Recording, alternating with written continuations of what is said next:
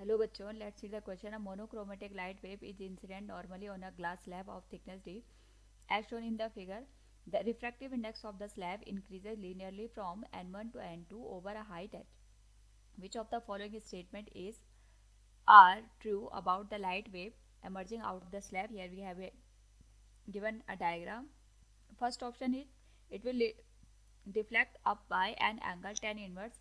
n2 square minus n1 square into d divided by twice of h.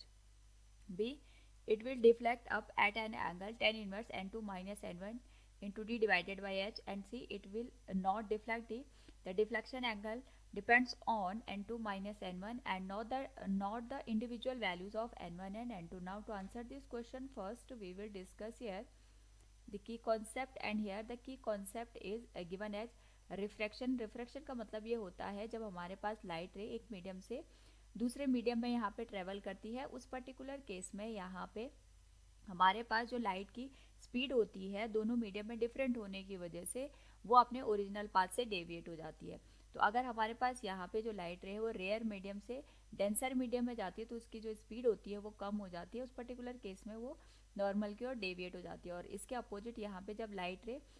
Denser से rarer medium में जाती है, उस पर्टिकुलर केस में जो लाइट रे है उसकी स्पीड बढ़ जाती है अदर मीडियम में जाने पे, तो वो अवे फ्रॉम द नॉर्मल हो जाती है. क्वेश्चन में यहाँ पे हमारे पास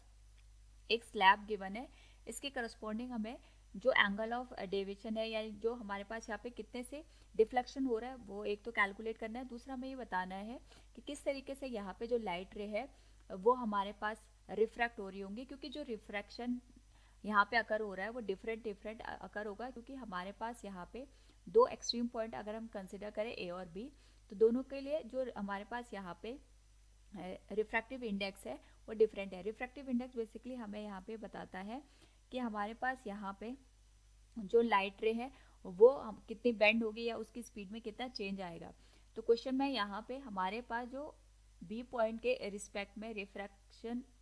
हमें गिवन है, यानी हमारे पास जो रिफ्रैक्टिव इंडेक्स की वैल्यू है वो n2 है और ए के रिस्पेक्ट में n1 है. तो हम इन दो पॉइंट के करस्पॉन्डिंग यहाँ पे वैल्यू कैलकुलेट करेंगे. तो हम यहाँ पे देखते हैं जब भी लाइट रे इस तरीके से इंसिडेंट होंगी दोनों हमारे पास सरफेसेस के लिए, तो किस तरीके से यहाँ पे हमारे पास जो रिफ्रैक्शन है वो अकर होगा. तो अगर हम बात करें यहाँ पे फॉर द लाइट रे ए के लिए अगर हम बात करें तो इसके लिए करस्पॉन्डिंग जो रिफ्रैक्टिव इंडेक्स है इस पर्टिकुलर स्लैब का वो हमारे पास n1 के बराबर, और साथ में ये भी दे रखा है n2 की वैल्यू n1 से ज़्यादा है, यानी n2 जो पोर्शन है वो n1 के कंपैरिजन में ज़्यादा डेंसर मीडियम है. तो डेंसर मीडियम में होने की वजह से इसकी जो स्पीड होगी हमारे पास यहाँ पे कम होगी. नाउ अगर हम ऑब्जर्व करें तो हमारे पास यहाँ पे सबसे पहले जो स्लैब की थिकनेस दे रखी है या इसकी जो यहाँ पे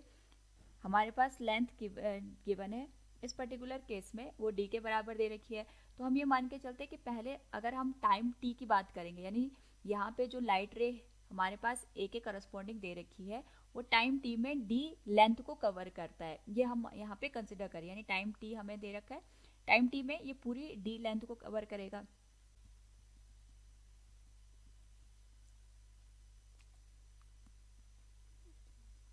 एंड यहाँ पे हमारे पास जो टाइम की वैल्यू होगी that will be given as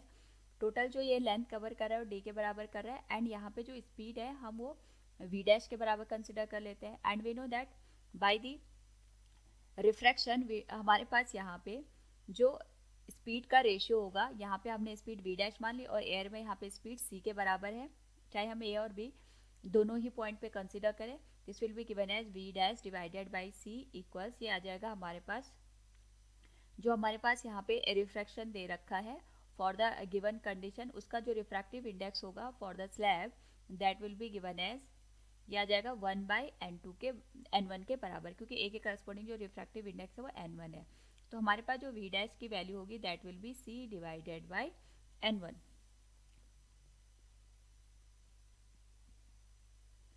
now यहाँ पे हम टाइम की वैल्यू कैलकुलेट कर सकते हैं कि टाइम टी में इसने जो लेंथ डी को कवर किया वो टाइम हमारे पास कितना है, that will be D divided by C by n1 के बराबर. तो ये आ जाएगा D into n1 divided by C. This will be given as equation number 1. अब हम ये देखेंगे जो हमारे पास बी रे है वो सेम टाइम में कितनी लेंथ को कवर कर रहा है. तो सेम टाइम टी में हमारे पास यहाँ पे जो बी रे है उसके लिए अगर हम बात करेंगे तो सपोज हम मान के चलते उसने एस लेंथ को कवर किया, तो distance will be given as time T, time तो ये आ जाएगा टी मल्टीप्लाइड विथ यहाँ पे जो स्पीड है अगर हम उसकी बात करें उसको मैं वी डबल डैश से कंसिडर कर लेती हूँ, तो टी की वैल्यू हम पुट कर लेते हैं इक्वेशन नंबर 1 से D N one divided by C, और वी डबल डैश की जो वैल्यू होगी that could be return as C divided by N two, क्योंकि यहाँ पे हमारे पास जो रिफ्रैक्शन दे रखा है वो स्लैब के अंदर यहाँ पे हमारे पास N2 रिफ्रैक्टिव इंडेक्स के करस्पॉन्डिंग होगा, और यहाँ पे जो फॉर्मूला हमने यूज़ किया था that is V dash divided by C equals 1/n1, इसी की जैसे यहाँ पे अभी हमारे पास c डिवाइडेड बाई n2 आ जाएगा, तो c से c कैंसिल हो गया और हमारे पास यहाँ पे जो इसने लेंथ कवर की वो d n1 बाई n2 के बराबर यहाँ पे कवर की, और हमें ये भी पता है n1 की जो वैल्यू है n2 से यहाँ पे, तो जो ये रेशियो आएगा वो हमारे पास यहाँ पे d से कम आएगा, यानी जितनी टाइम में हमारे पास जो लाइट a है या जो हमारे पास रे ए दे रखी है वो पूरी डी लेंथ को कवर कर रहा है, उतनी ही देर में हमारे पास जो रे बी होगी वो इससे कम लेंथ को कवर करेगी, यानी इसको मैं यहाँ पे ऐसे इंडिकेट कर सकती हूँ कि इतनी लेंथ को यहाँ पे जो हमारे पास लाइट रे बी है उसने कवर किया है, तो जो रिमेनिंग हमारे पास यहाँ पे लेंथ होगी या जो रिमेनिंग डिस्टेंस होगी जो कि यहाँ पे लाइट रे बी कवर करेगा that will be D minus S. अभी हमारे पास यहाँ पे इतना टाइम और लगेगा लाइट रे को, जो लाइट रे यहाँ पे बी से पास हो रही है उसको यहाँ पे बाहर निकलने में, और अभी जो एज है हमारे पास उससे एग्जिट होने में अभी और यहाँ पे टाइम लगेगा, यानी इसको अभी डी माइनस एस ये लेंथ कवर करनी है, और हम ये मान के चलते हैं यहाँ पे जो टाइम टेकन होगा वो हमारे पास टी डैश के बराबर होगा, तो हम इस टी डैश की वैल्यू यहाँ पे कैलकुलेट कर सकते हैं, this will be given as हमारे पास जो डिस्टेंस है वो d माइनस एस के बराबर आ जाएगी, यहाँ पे हमारे पास v डबल डैश के बराबर ही आएगी, तो ये आ जाएगा d minus S divided by v double dash की जो वैल्यू होगी दैट विल बी गिवन है c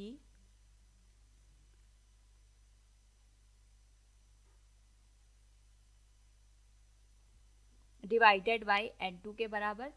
इसको मैं इस तरीके से लिख सकती हूँ, जो टाइम t डैश की वैल्यू होगी d minus S into N two by C के बराबर, तो हमारे पास यहाँ पे जो s की वैल्यू होगी हम इक्वेशन यहाँ पे हमने जो राइट डाउन की थी that is d into N one by N two वहाँ से पुट कर सकते हैं, तो हमारे पास वैल्यू आ जाएगी d N one by N two, ये वैल्यू आ जाएगी and this will be multiplied with N two by C, तो एन टू से एन टू कैंसिल हो जाएगा, और हम यहाँ पे अगर d को कॉमन ले लें दिस विल बी गिवन है N two minus N one divided by C. इतना हमारे पास और टाइम लगेगा ताकि जो लाइट रे है वो यहाँ पे स्लैब से बाहर आ जाए, हम इसको इस तरीके से अंडरस्टैंड कर सकते हैं कि हमारे पास यहाँ पे जो लाइट रे ए पॉइंट से पास हो रही थी वो यहाँ पे पूरे स्लैब को कवर करने में केवल टी टाइम लेगी, और यहाँ पे जो हमारे पास लाइट रे बी है वो पूरी स्लैब को कवर करने में यहाँ पे total time T plus T dash के बराबर का टाइम लेगी, यानी इतनी देर में वो बाहर यहाँ पे एग्जिट होगी at the edge of the given slab, और यहाँ पे हमें रिफ्रैक्शन देखने को मिलेगा। अब हमें पता है कि यहाँ पे हमारे पास जो स्लैब की थिकनेस है वो डी के बराबर दे रखी है, और जो ए पॉइंट के करस्पॉन्डिंग लाइट रे है उसने केवल डी लेंथ को ही कवर किया है, और यहाँ पे टी डैश टाइम में हमारे पास जो लाइट रे है ये और यहाँ पे लेंथ को कवर कर चुकी होगी, यानी जितने देर में हमारे पास यहाँ पे जो लाइट रे है वो जो स्लैब के एज तक पहुँचेगा उतनी ही देर में हमारे पास जो लाइट रे ए है उसमें यहाँ पे एक्स्ट्रा लेंथ को कवर कर लिया होगा, और इस एक्स्ट्रा लेंथ को मैं यहाँ पे x के बराबर कंसिडर कर लेती हूँ, और यहाँ पे अगर मैं दोनों पॉइंट को मिला दूँ तो यहाँ से हम एंगल थीटा की वैल्यू कैलकुलेट कर सकते हैं which is the angle of deflection, ये हमारे पास एंगल ऑफ डिफ्लेक्शन की वैल्यू आ जाएगी, क्योंकि लाइट रे हमारे पास यहाँ पे पैरेलल हमने ये जो लाइट रे है इसके करस्पॉन्डिंग जो एक्सिस है उनको यहाँ पे पैरेलल कंसिडर किया है, तो अगर ये एंगल थीटा है हमारे पास नाउ यहाँ पे अगर हम बात करें ये एंगल थीटा है तो इसके करस्पॉन्डिंग ये वाला जो एंगल होगा ये भी हमारे पास थीटा के बराबर आ जाएगा, एंड यहाँ से अगर हम थीटा की वैल्यू कैलकुलेट करें क्योंकि हमें जो जो एंगल ऑफ डिफ्लेक्शन है वो कैलकुलेट करना है, तो हम ट्रायंगल को कंसिडर कर सकते हैं, इसको मैं नाम दे दूँ पी क्यू आर, इसके करस्पॉन्डिंग हम यहाँ पे करेंगे। अगर हम यहाँ पे ऑब्जर्व करें तो हमारे पास जो लाइट रे ए है वो अब यहाँ पे दोबारा से एयर में ट्रेवल कर रही है, तो यहाँ पे जो लाइट की स्पीड होगी वो हमारे पास सी के बराबर होगी, तो हम यहाँ पे देखेंगे एक्स की जो वैल्यू होगी दैट विल बी, ये हमारे पास डिस्टेंस को रिप्रेजेंट कर रहा है, ये जो टी डैश टाइम है हमारे पास उसमें इसने कितनी डिस्टेंस को कवर किया उसको रिप्रेजेंट कर रहा है। तो डिस्टेंस आ जाएगी हमारे पास स्पीड, क्योंकि एयर में ट्रेवल कर रहे तो स्पीड सी के बराबर आएगी और टाइम आ जाएगा टी डैश के बराबर। टी डैश की जो वैल्यू है इट इज़ गिवन है D into N two minus N one divided by C. C से सी कैंसिल हो जाएगा, एक्स की जो वैल्यू आएगी that will D into N two minus N one. Now हमें यहाँ पे डिफ्लेक्शन कैलकुलेट करना है, that will be tan theta equals perpendicular X divided by height H के बराबर। एक्स की वैल्यू हम ऑलरेडी कैलकुलेट कर चुके हैं, X equals D into N two minus N one divided by H. This is the required जो हमारे पास angle का डेविएशन है, यानी थीटा की वैल्यू आ जाएगी यहाँ से tan inverse d n2 minus n1 divided by hk. So from the given question अगर हम सारे ऑप्शंस को देखें, it will deflect up by an angle tan inverse n2 minus n1 into d divided by h. It is correct one. It will not deflect, ये हमारे पास incorrect हो जाएगा, option A भी इनकरेक्ट हो जाएगा। And D the deflection angle depends on n2 minus n1 and not the individual values of n1 and n2. It is also correct one, क्योंकि n2 minus n1 पे ही हमारे पास angle का जो deflection है वो डिपेंड कर रहा है। So we can say option B and D both are correct. Hope all you understood it. Thank you and best of luck.